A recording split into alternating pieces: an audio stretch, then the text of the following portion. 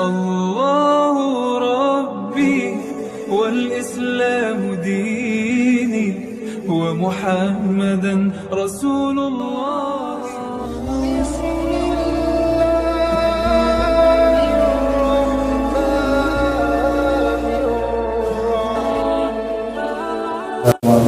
Assalamualaikum warahmatullahi wabarakatuh.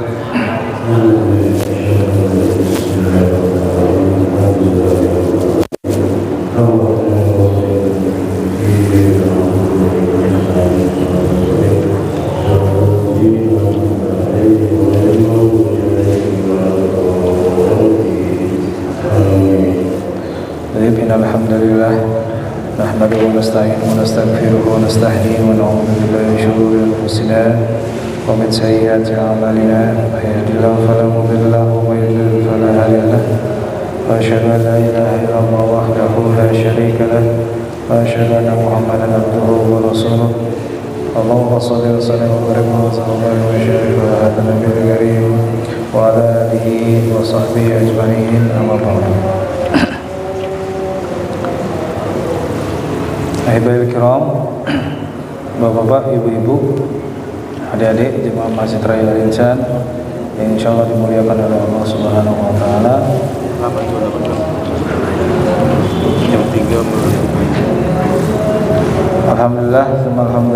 Alhamdulillah pada hari ini kita melanjutkan kembali diskusi kita terkait dengan kitab fikih al-madzhab arba'ah, kitab fikih atas 4 mazhab yang kita melanjutkan diskusi pada minggu yang lalu.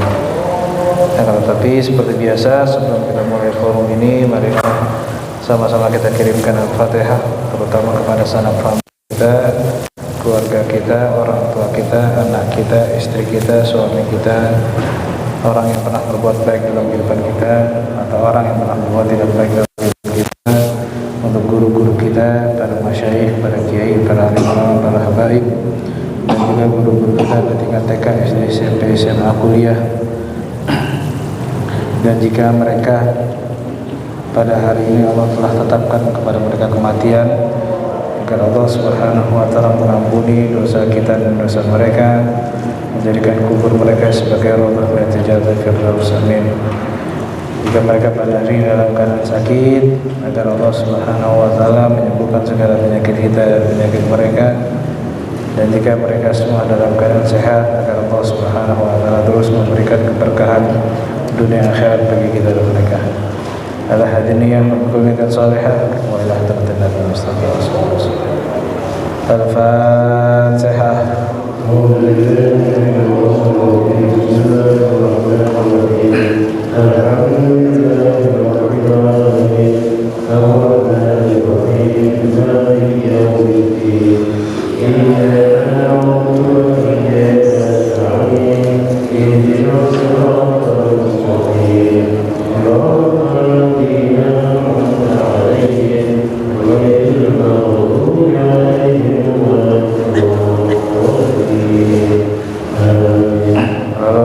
Selanjutnya kita bacakan mobil khusus untuk diri kita yang pada hari ini, minggu ini, bulan ini, tahun ini sedang memiliki usaha, agar Allah Subhanahu wa taala melancarkan perusahaan dunia akhirat kita dan segala macam urusan kita.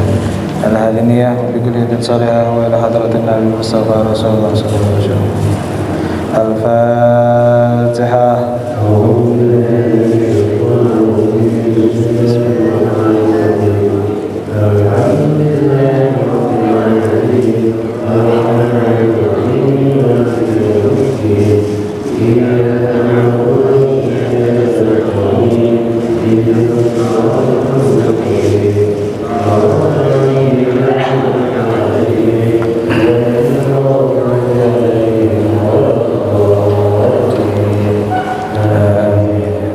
Baik, bapak-bapak, ibu-ibu, adik-adik, marilah sama-sama kama qala Rasulullah SAW, kullu amrin la yabda'u fi basmalah fa huwa muqaddam segala sesuatu yang dimulai dengan tanpa basmalah pekerjaan dosa sia-sia. Marilah sama-sama kita mulai pengajian ini dengan sama-sama membaca al-basmalah. Bismillahirrahmanirrahim. Baik, kita lanjutkan diskusi kita terkait dengan kitab ini. Kita sudah sampai di halaman 256. Oh, 285. Oh, 286.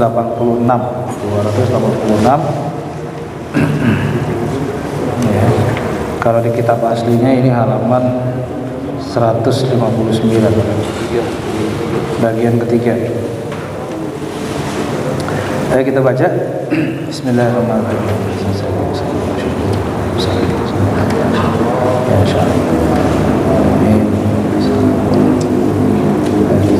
Salisan, yang ketiga, al-qiraat, bacaan. Jadi selain dengan sholat, yang kedua itu qiyam. Kita berdiri di hadapan Allah Subhanahu wa taala yang diawali dengan niat, lalu yang ketiga ini adalah qiraah, adalah bacaan. Ya, bacaan. Bacaan dalam sholat ini sering kita lihat, bahkan ada perdebatan terkait dengan bacaan di dalam sholat. Misalnya contohnya adalah Bismillah, Bismillahirrahmanirrahim. Itu dibaca apa enggak? Ya, kalau kita takbir Allahu Akbar, ada imam yang baca Bismillahirrahmanirrahim. Tapi ada juga imam yang baca yang enggak baca Bismillah. Yang enggak baca Bismillah maksudnya adalah bacaan itu tidak keluar. Jadi sebenarnya imam membaca Bismillah, tetapi bisir nggak keluar. Ya, ada juga yang diam lalu Alhamdulillahirabbil alamin. Nah, gitu ya.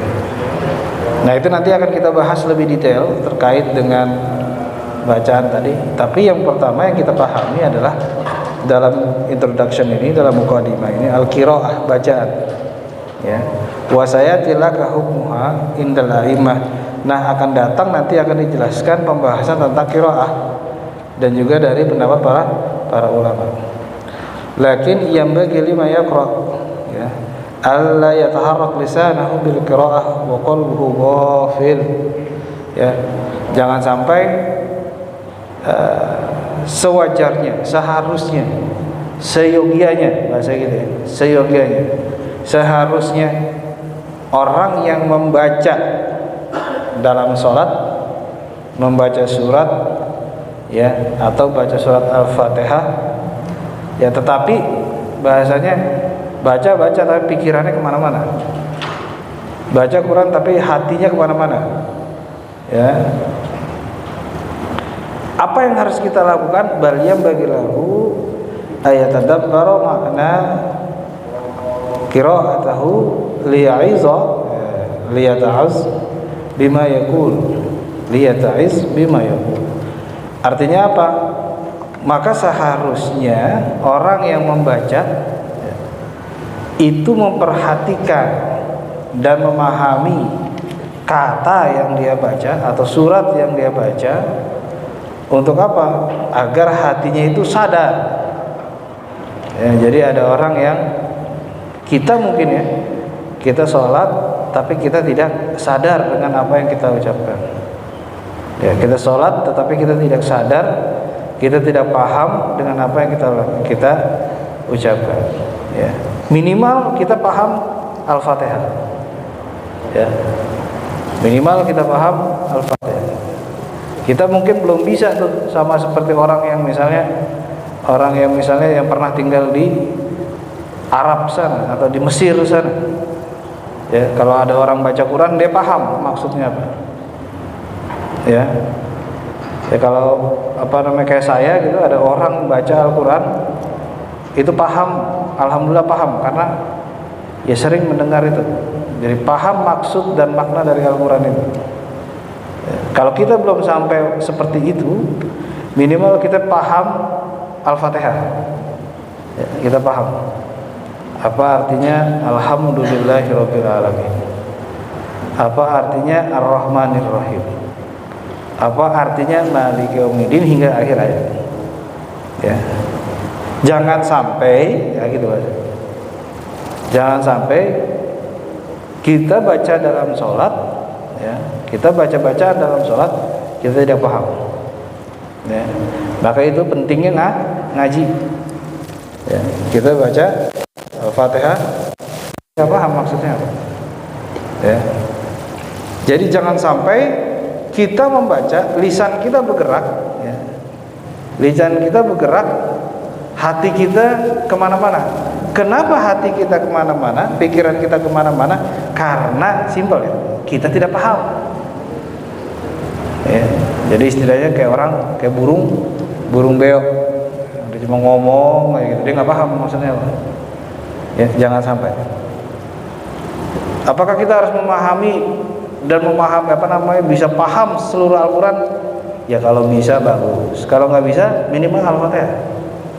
Ya, ketika kita baca Alhamdulillahirobbil, kita paham tuh artinya Ar-Rahmanirrahim, kita paham. Ya. Apalagi sampai misalnya paham semuanya, nah itu lebih bagus lagi. Ya.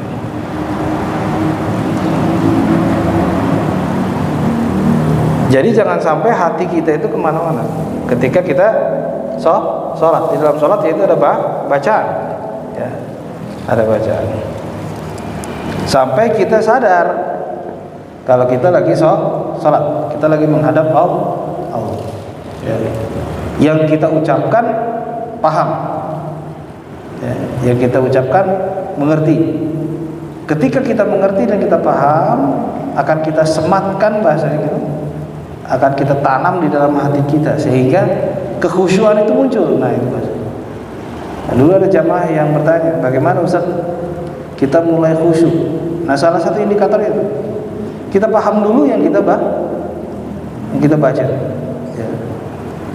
Bisa paham satu Al-Quran bagus, tapi minimal kita bisa paham Al-Fatihah. Oke, selanjutnya apa yang harus kita pahami? Ya sudah, surat-surat pendek kalau kita sering baca. Ya. Qul a'udzu birabbin nas, kita paham. Malikin nas, kita paham. Ilahin nas, kita paham. Qul huwallahu ahad, paham. Allahus samad, paham. Ini bagus. Nah, sehingga kalau kita lagi sholat, hati kita itu nggak kemana-mana. Nah ketika hati kita nggak kemana-mana, terpaku pada pemahaman kita terhadap ayat yang kita baca, kekhusyuan itu akan muncul lagi. Ya, kalau kita kekhusyuan bagaimana? Nah salah satu indikatornya kita paham dulu bacaan Al-Quran. Nah bagaimana jika ada orang yang hafal Quran? Lebih bagus lagi. Fa idza marra ala lisanihi, dan ketika ayat itu dibaca, mengalir di lisannya, di lidah kita, dzakara ilah, ya, al-khaliq wa jalla qalbu khaufan ala izmatihi wa suti. Jadi ketika lisan kita bergerak, kita paham yang kita baca, maka muncul di hati kita rasa takut atas keagungan Allah. Kita paham, ya sudah. Tapi kalau kita paham yang kita baca, maka akan muncul tadi rasa takut. Karena bacaan itu adalah zikir kita, mengingat kita kepada Allah. Ingat dalam Al-Quran, na'udzubillah, innamal mu'minuna alladzina idza dzukirallahu wajilat qulubuhum. Ya, ketika berzikir kepada Allah, ya, hatinya itu bergetar. Wa idza tuliyat alaihim ayat zadatuhum imanan. Dan jika ketika dibacakan ayat Al-Quran, keimanan itu akan tambah. Kenapa keimanan tambah? Simple. Ya, kita paham. Ustaz, kita nggak paham satu Al-Quran, Al-Fatihah minimal kita paham. Imam baca Al-Fatihah kita pahami maksudnya apa, ayatnya apa, ya. Jangan sampai imam baca Al-Fatihah ya, Al-Fatihah aja. Ya, kalau kita susah untuk memahami Al-Quran, dalam artian mungkin dari kecil kita tidak pernah bersentuhan dengan agama atau sekolah agama, minimal kita paham Al-Fatihah. Ya, ketika kita paham, kita mulai menaruh benih-benih kekhusyuan. Muncullah benih-benih kekhusyuan di dalam hati kita. Dan ketika benih khusyuk itu muncul, getar hati manusia, getar hati kita. Ya, bergetar. Bergetar itu beda-beda Pak Haji. Ada yang bergetar itu karena takutnya itu betul-betul takut. Ada yang bergetar itu ya tergantung daripada pengalaman individu masing-masing. Tetapi itu bergetar. Ya. Yang selanjutnya wa idza dzukirat, ya, sifat Allah Ta'ala. Ya, jika disebutkan sifat-sifat Allah min rahmatin wa ihsanin, dari sifat rahmatnya dan sifat kebaikannya, wajaba alaihi ayyalama nafsahu kaifa yatakhallaqu bitilka sifatil karimah. Kalau kita paham dengan sifat-sifat Allah, maka wajib bagi kita untuk mengetahui, ya, menanamkan dalam diri dan mengetahui bagaimana cara mengamalkan sifat-sifat itu dalam kehidupan kita. Lianna Nabi sallallahu alaihi wasallam qala, sesungguhnya baginda Nabi Muhammad sallallahu alaihi wasallam pernah bersabda, takhallaqu bi akhlaqillah fahuwa subhanal karim afuwun ghafur adil la yu'zam nasy syai'an. Bersifatlah kita, memiliki sifatlah kita sebagai sifatnya Allah. Karim, afuun, Maha pengasih, Maha mengampuni. Ya. Orang berbuat zalim sama kita, udah urusan dia sama Tuhan. Orang berbuat jahat sama kita, itu udah urusan Tuhan. Ampuni, maafi. Ya. Orang berbuat tidak baik terhadap diri kita, ampuni saja. Karena kenapa? Itu urusan dia sama Tuhan. Jangan nambah beban kepada diri kita. Adilul la yuzlam nafsahu syai'an. Dan Allah adil dan tidak pernah menzolimi orang, menzolimi manusia dengan sesuatu. Allah itu adil. Ya, kita diminta untuk berbuat adil kepada manusia dan tidak menzolimi sama kita. Ya, karena atas dasar kekuasaan, ya, ingin terus berkuasa, misalnya menzolimi. Atas dasar kita pengen jadi pimpinan, terus menzolimi orang. Atas dasar kita pengen terus memiliki jabatan, kita sikut orang, kita zolimi orang, kita fitnah orang. Nah, itu jangan. Itu bukan sifat Allah, tapi itu sifatnya iblis. Ya, iblis. Kalau kita nggak senang sama teman kita karena jabatannya dia tinggi, dia lebih muda, dia lebih pintar, dia lebih muda, dia lebih pintar, dia pendidikannya mungkin lebih tinggi, kita nggak suka dengan itu. Ingat, iblis dulu pernah begitu. Ya, Allah menciptakan Nabi Adam dari tangan, semuanya sujud. Fasajadu illa iblis aba wastakbar. Aba menolak, istakbar, sombong. Kenapa sombong? Saya lebih baik darinya, saya lebih berpengalaman, saya lebih pintar, saya lebih, ya, segala macam. Ketahuilah itu adalah sifat iblis. Ya. Nah, kita jauh-jauhi dari sifat itu. Nah, tadi orang yang membaca dan memahami Al-Quran di dalam sholatnya, sehingga lisannya itu, ya, lisan kita, lidah kita bergerak membaca Al-Quran, membaca ayat Al-Quran, tetapi dalam pergerakannya itu kita paham, maka muncullah rasa khusyuk. Akibat khusyuk itu muncullah rasa getaran-getaran, rasa takut terhadap keesaan, kekuasaan, marahnya Allah. Tetapi dengan bergeraknya lisan itu secara tidak langsung juga kita diminta untuk memahami sifat-sifat Allah Subhanahu wa taala, sehingga sifat itu kita bisa implementasikan di dalam kehidupan kita. Sifat afu, sifat ghafur, sifat yang maha memberikan maaf, ya. Dan tidak adil, dia adil, nggak menzolimi orang, dia nggak menzolimi temannya, dia nggak menzolimi bawahan atau saudara. Fa innal insan mukallafun bi ayatakhallaqa bi hadhil akhlaq. Sesungguhnya manusia itu mukallaf. Kita itu bisa sebenarnya untuk memiliki sifat itu, memahami dan mempraktekkan sifat-sifat itu. Fa idza ma qara'a fi salatil ayah allati tashtamilu ala sifatil ilahil kamirah, ya, karimah wa akilu ma'ana, ya. Dan apabila, ya, orang atau kita itu membaca di dalam sholat ayat-ayat yang terkandung sifat-sifat, ya, karimnya Allah, dan memahami wa akilu ma'ana, ya, dan memahami makna-maknanya, kararaha fil yaumi wal laila marrat katsir. Dan itu diulang dalam satu hari, terus. Ya.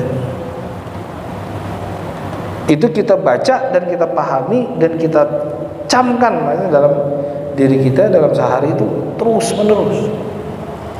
Ya, kalau sifat itu, sifat Allah tidak membekas di hati kita, bacaan kita bermasalah. Simpel aja. Kalau sifat itu tidak membekas di dalam hati kita, jiwa kita, kehidupan kita, maka setidaknya sholat kita bermasalah. Ya, setidaknya seperti itu yang bisa kita. Sesungguhnya manusia kita itu bisa terinfeksi, bahasanya gitu ya, bisa, ya, terbawa atas sifat-sifat itu jika memang kita memahami apa yang kita baca, kita mengetahui apa yang kita baca.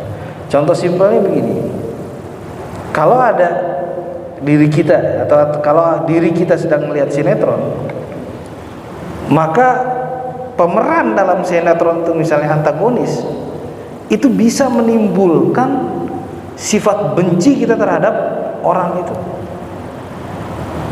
Kalau misalnya dia kisahnya baik, ya, itu akan menimbulkan di hati kita sifat-sifat baik.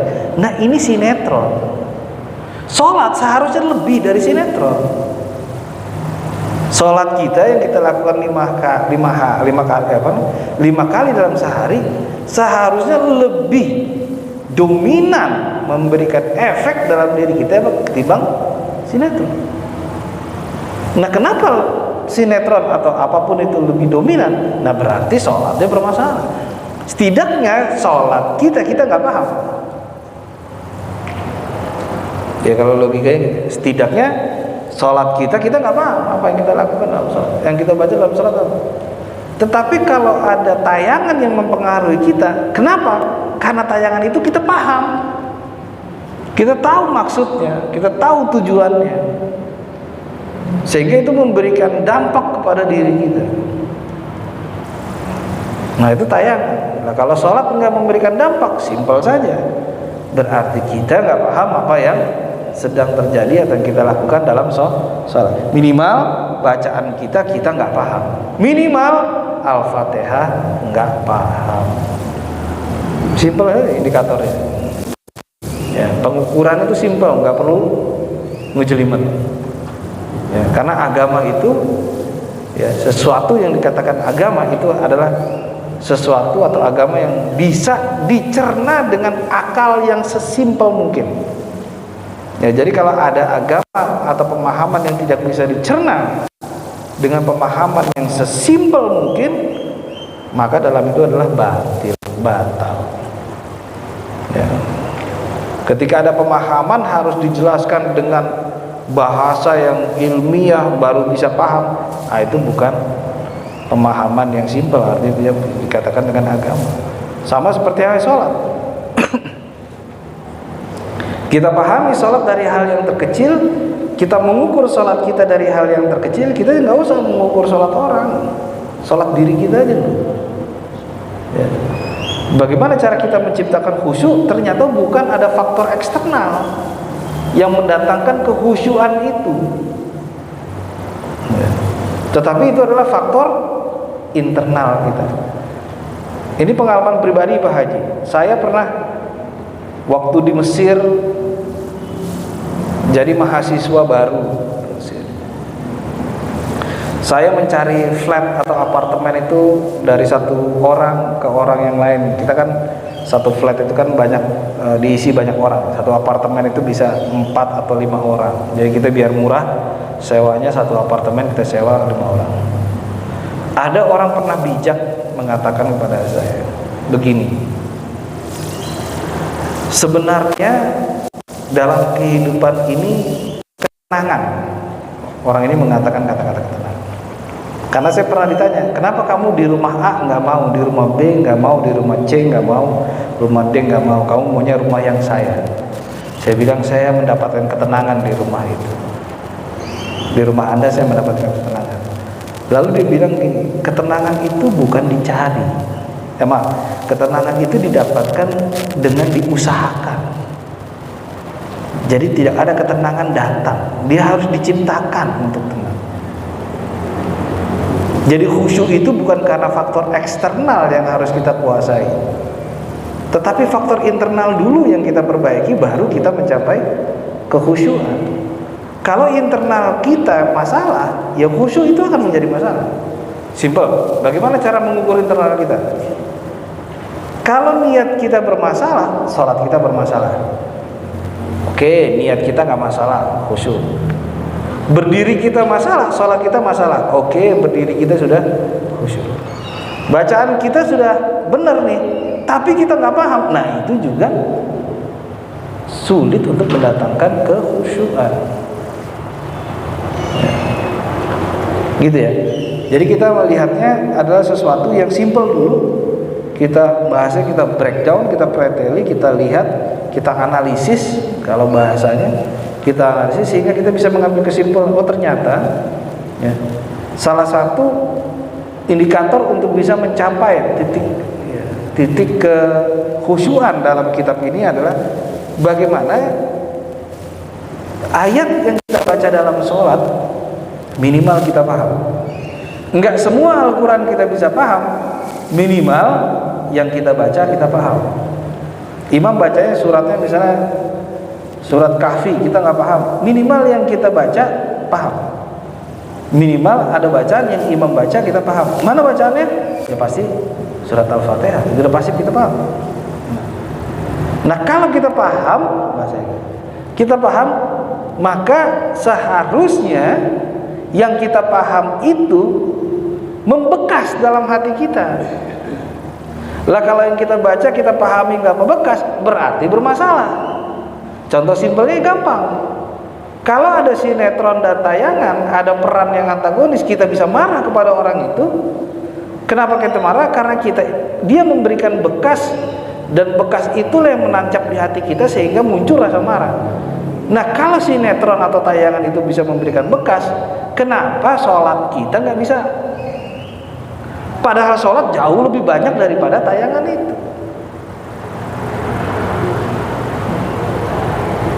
Nah ini yang menjadi pertanyaan sebenarnya. Ya. Kalau sholat kita tadi nggak bisa sama, walaupun kita tidak bisa menyamakan antara sholat dengan tayangan, tetapi kenapa di tayangan itu bisa, di sholat kita nggak bisa? Seharusnya di tayangan itu nggak bisa, tetapi di sholat kita yang malah bisa. Karena kuantitasnya lebih banyak di sholat. Sehari kita 5 waktu gitu. Rabi'an, yang keempat, ar-ruku was sujud. Ruku sama sujud. Ruku sama sujud. Wa huma min amarati ta'zim limalikil muluk. Itu adalah tanda, ya, tanda takzim kita kepada Allah Subhanahu wa ta'ala. Ruku was sujud, ya, ruku dan sujud, ya. Khaliqus samawati wal ardh wa ma bainahuma, kepada zat yang maha menciptakan langit dan bumi dan yang menciptakan di antaranya, langit dan bumi, ya, dan menciptakan di antaranya, ya. Ada dua kuat, wa yasjudu ma fis sama, yang kedua wa yasjudu man fis sama wal ardh, ya. Semuanya itu sujud kepada Allah, apapun yang ada di langit dan apapun yang ada di bumi, dan apapun yang ada di langit dan apapun yang ada di bumi. Maksudnya man itu kepada makhluk hidup, ya. Semua binatang, ya, semua hewan, daunan, pohon, tumbuh-tumbuhan, batu sekalipun itu sudah mengetahui bagaimana sholatnya, bagaimana zikirnya kepada Allah Subhanahu wa ta'ala, ya. Kalau pengen lihat gampang Pak Haji, simpel. Cari ikan lohan, mulutnya itu selalu mengucap Allah. Simpel aja, gak usah cari hewan-hewan yang sulit, ya. Itu tanda bahwasanya kita ruku dan sujud, tanda kita mengagungkan keesaan Allah yang telah menciptakan langit dan bumi dan apa di antara keduanya. Fal musalli alladhi yarka'u baina yaday rabbahu la yakfihi, ya, ayyuhna zahrahu bi kayfiyatil makhsusah, ya. Jadi orang yang ruku, ya, di hadapan Allah Subhanahu wa ta'ala, ya, itu apa namanya, membentuk, ya, zohornya itu lurus, ya. Bal la budda yash'ur qalbahu bi annahu abdun dzalil, ya. Tidak cukup hanya dengan rukunya saja, ya, bentuknya saja, posisi rukunya saja, tetapi ketika ruku seharusnya kita merasakan dalam hati kita bahwa kita adalah hamba dari Allah Subhanahu wa ta'ala.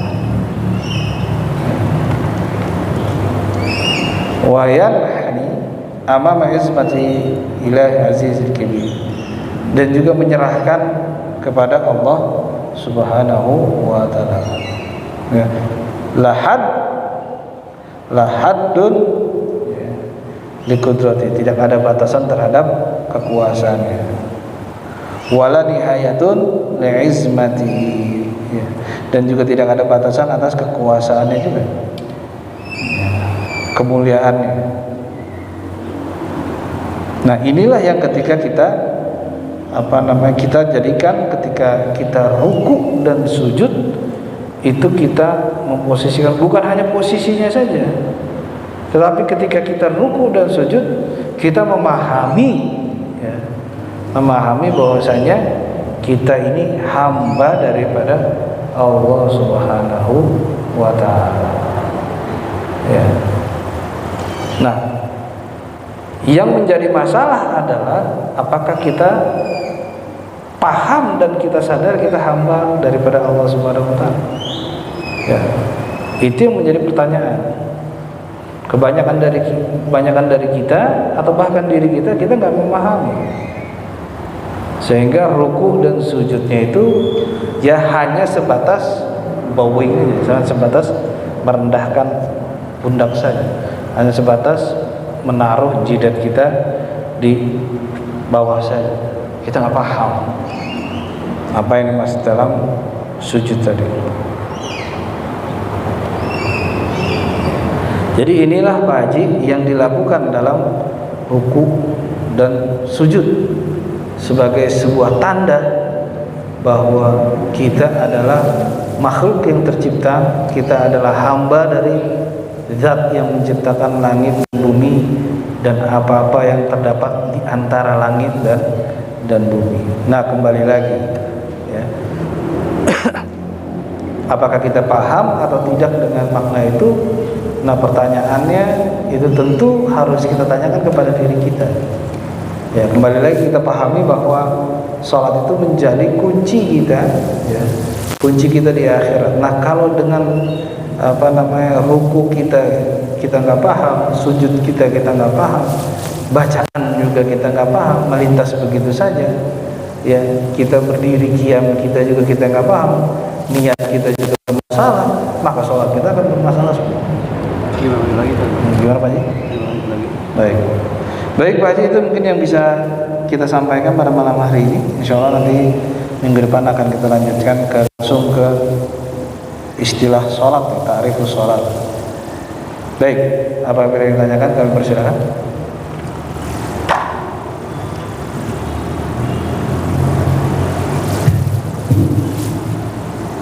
Ya, sampai kita ke sesi pertanyaan bagi jemaah yang perlu dijelaskan tadi, silakan mengajukan pertanyaan. Ada? Oh, silakan.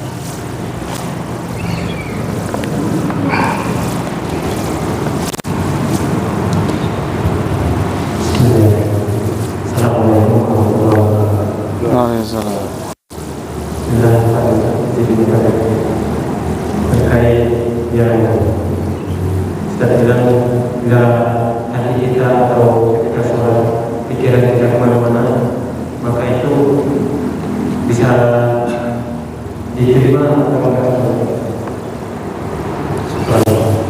Hafal. Ya, kalau misalnya kita sholat kita, hati kita, dalam sholat hati kita kemana-mana, pikiran kita kemana-mana, diterima atau tidak, ya diterima sholatnya, asal tidak ada syarat atau sesuatu yang membatalkan sholat secara hukum, ya, secara hukum seperti itu. Apakah sholat itu diterima? Ya diterima. Tapi yang menjadi permasalahan adalah, ya, qad aflahal mu'minun alladzina hum fi sholatihim khashi'un. Berbahagia orang mukmin yang di dalam sholatnya adalah yang khusyuk. Dan yang menjadi masalah di dalam sholat itu adalah level khusyuk, ya, level khusyuk. Ya, kalau misalnya sholat itu tidak mencapai derajat atau level khusyuk, berarti sholatnya adalah sholat yang bermasalah. Diterima atau tidak diterima, tapi bermasalah. Kalau diterima atau tidak itu ada konsekuensi hukum. Ada nggak yang membatalkan sholatnya? Kalau ada sesuatu yang membatalkan sholatnya, sholatnya batal, artinya sholatnya tidak diterima. Contohnya misalnya secara hukum lagi sholat keluar angin, secara hukum batal, berarti diterima nggak sholatnya? Ya terputus kan. Jadi kalau batal tidak batal itu konsekuensi hukum. Yang kita bahas adalah bukan bentuk dalam hukumnya, tetapi mencapai kesempurnaannya gitu ya, mencapai kesempurnaan. Kalau hati kita, pikiran kita kemana-mana ketika sholat, secara hukum tidak ada, artinya tidak ada, tidak batal, ya, karena bukan di level itu, ya, di level apakah sempurna atau tidak sholat kita, apakah kita termasuk orang-orang yang bahagia, seperti halnya Al-Quran, a'udzubillah, qad aflahal mu'minun alladzina hum fi sholatihim khashi'un. Terima bersyarat. Terima dengan syarat. Ya. Tetapi mau menjadi masalah seperti itu. Ya. Menjadi masalah adalah sholatnya itu sempurna atau tidak. Ya, sholatnya itu sempurna atau tidak. Ya. Sama seperti halnya begini Pak. Ada pelajaran filsafat waktu saya di Mesir dulu, mahasiswa. 2 pertanyaan bisa saya jawab, 1 pertanyaan nggak bisa saya jawab ketika ujian. Ya. Pertanyaan 1 dan 2 ini jelas di buku mana, halaman berapa, berapa lembar kita harus tulis, itu jelas. Nah, yang terakhir pertanyaan guru saya, dosen saya, itu pelajaran filsafat, Pak. Cuma yang ditanyakan adalah kenapa dalam bahasa Arab, kenapa al-is'af, ambulan, hurufnya terbalik. Loh, ini nggak ada hubungannya dengan filsafat. Jadi dosen saya menanyakan kenapa al-is'af, is'af itu ambulan, kenapa al-is'af, kitabatul is'af muqallab, kenapa tulisan is'af kebalik, kenapa tulisan ambulan itu kebalik, Pak? Tulisan di mobil ambulan itu biasanya tulisannya terbalik. Artinya kalau kita lihat dari spion itu baru benar. Tapi kalau kita lihat begini, ya kebalik lah tulisannya. Tapi kalau di spion benar. Loh, ini pertanyaan saya bilang, ini dosen mau apa ini? Dua pertanyaan filsafat benar. Satu pertanyaannya simpel, nomor 3. Kenapa tulisan ambulan di mobil ambulan terbalik? Lah, kita mau jawab apa? Nah, ternyata dosen itu cuma pengen mengukur ini orang rajin nggak masuk kuliah atau enggak. Karena dosen itu menjelaskan kenapa tulisan ambulan kebalik secara filsafat dan maknanya. Nah, orang yang nggak pernah masuk kelas, dia nggak bakalan bisa jawab. Tapi kalau orang yang sering masuk kelas, dia akan tahu kemana arah pemikiran dari dosen itu. Jadi ditanyakan apapun bisa. Nah, kembali lagi Pak Haji, kalau kita sholat kita, secara hukum pikiran kita kemana-mana, secara hukum tidak batal, enggak. Tapi apakah sempurna atau tidak, itu yang menjadi masalah. Nah, itu ya. Jadi kesempurnaan sholat itu yang menjadi masalah, bukan secara hukum. Baik, insya Allah mungkin nanti minggu depan akan kita lanjutkan diskusi kita kembali. Baik, sebelum kita tutup, marilah sama-sama kita kirimkan Al-Fatihah, terutama untuk diri kita dan juga para muslimin muslimat dan juga para pengurus masjid di masjid ini dan seluruh masjid di dunia, dan juga untuk ikhwan kita, ya, para mujahidin di Palestina dan juga orang-orang muslim yang memang di fitnah atau di apapun oleh orang-orang yang lain. Semoga Allah Subhanahu wa taala memberikan keleluasaan, keberkahan bagi kita dan mereka. Al-hadiniya wa kulliyatan salihah wa ila hadratin Nabi Mustafa Rasulullah sallallahu alaihi wasallam. Al-Fatihah.